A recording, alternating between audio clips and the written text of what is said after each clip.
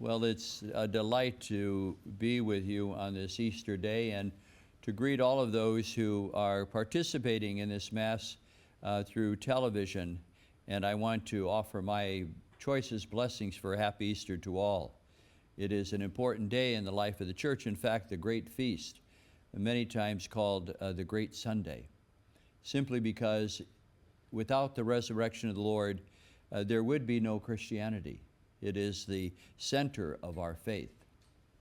And yet, I think it's worth asking and pondering, how is it that we can sustain a faith in an event that happened 2,000 years ago, or at least ask what difference it makes in our life? That, I think, is worth pondering and something that we might get some help in answering as we look at this gospel text. For it is a text that tells us before people began to have faith and really understand what the resurrection is about, something else had to take place. And there are three figures that were given: Mary of Magdala, Peter, and John, the disciple that Jesus loved. And so first of all, we see that Mary Magdalene comes to the tomb not believing that Jesus is going to rise from the dead. She's still in mourning. She comes early in the morning when it's still dark. She's an individual who can't sleep because of the tragedy that happened on Golgotha. But she wants to come to the tomb to anoint the body of Jesus. That's her intention. But she does so because she's prompted by love, not by faith. And I think that's important for us to keep in mind.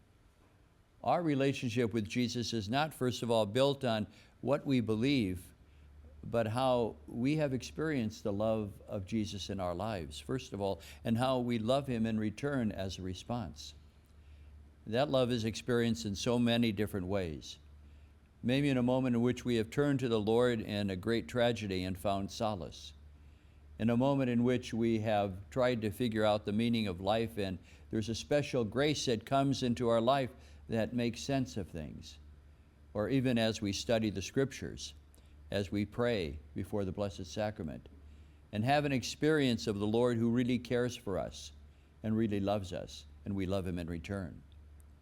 I think that's important for us to bring to this celebration of Easter this morning, not necessarily that we can say that we believe right away, but first of all, that we love. We love Jesus, and we know that he loves us. To unpack that in our lives. How is it that we love the Lord? And how is that drawing us to him no matter what happens in life? The second thing that we see is that her first impulse afterwards is not to try to figure things out by herself, but she runs off to Peter and John and says that the Lord's body has been taken, and she's upset. She finds consolation in coming together with the other disciples. And it's a reminder that the community of the church is also something that helps us come to an understanding of our faith. Think of it. Every Sunday when we come to Mass, we stand shoulder to shoulder with each other and hear each other say, "I believe." That utterance of belief strengthens us because we know that we're not alone in what we believe. In just a few moments after the homily, we're going to renew our baptismal promises, and you're going to hear each other tell each other what you believe, and that you also reject sin and the mastery of evil over you. That's so very powerful. We come together as fellow pilgrims, pilgrims of hope, as the Holy Father has called us in this Jubilee year to be. We need a community. We need to come to Sunday Mass to celebrate the various feasts and solemnities in order to enrich our faith, knowing that we're not alone in this pilgrimage of life that we share. I often tell grandparents, especially when they find that maybe their children and as a result their grandchildren are not practicing the faith, that it's an opportunity to sit down with both and just explain how their faith has got them through different moments, how their faith in Jesus and the relationship with the Lord has made a difference in their life. That kind of testimony, that kind of witness as a community of faith is so very powerful. and strengthens the faith of each one of us.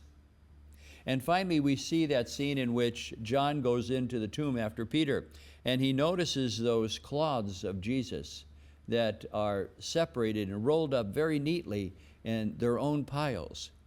I think that is very rich as a symbol.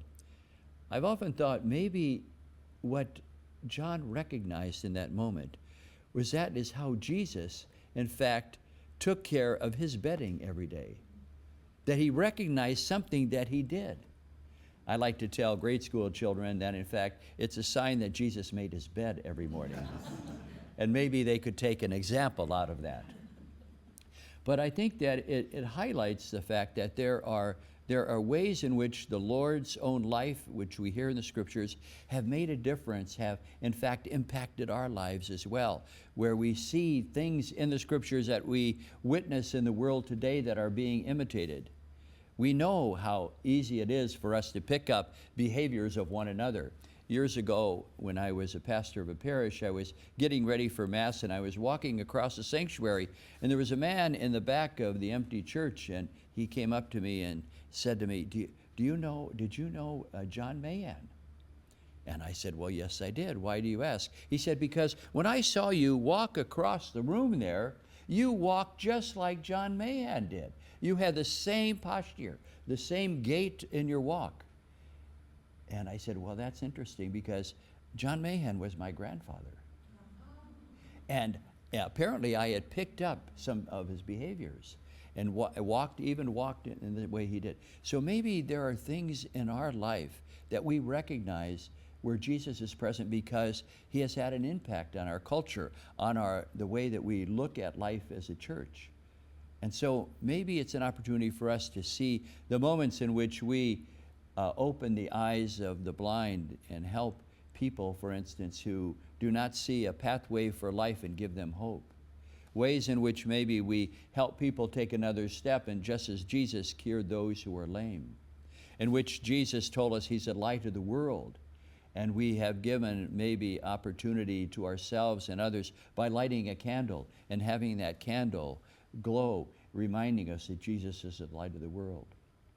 So I think helping us foster our faith is to look for signs in which we in fact recognize in our own behaviors and the behaviors of others the presence of the Lord at work now because his Spirit is alive in our lives.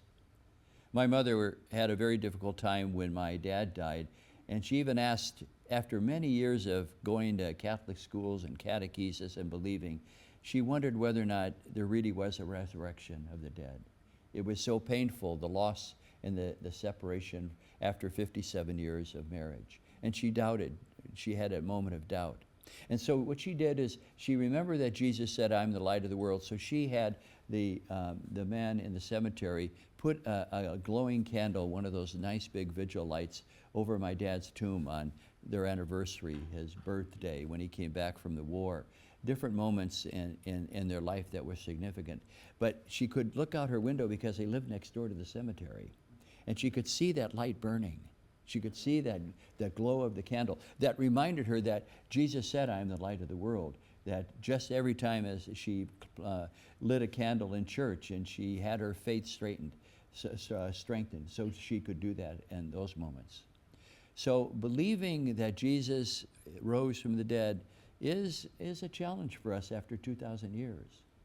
But this gospel today gives us an entry point in which, in fact, we can strengthen our belief. First of all, by realizing that we come to Jesus not with believing out of a mental cognition about what Jesus did, but our love, first of all. Love that drew Mary Magdalene to the tomb. But also that we keep in mind that the church, standing shoulder to shoulder with each other, as we will in a moment, and hear each other's profession of faith, is also something that strengthens our faith.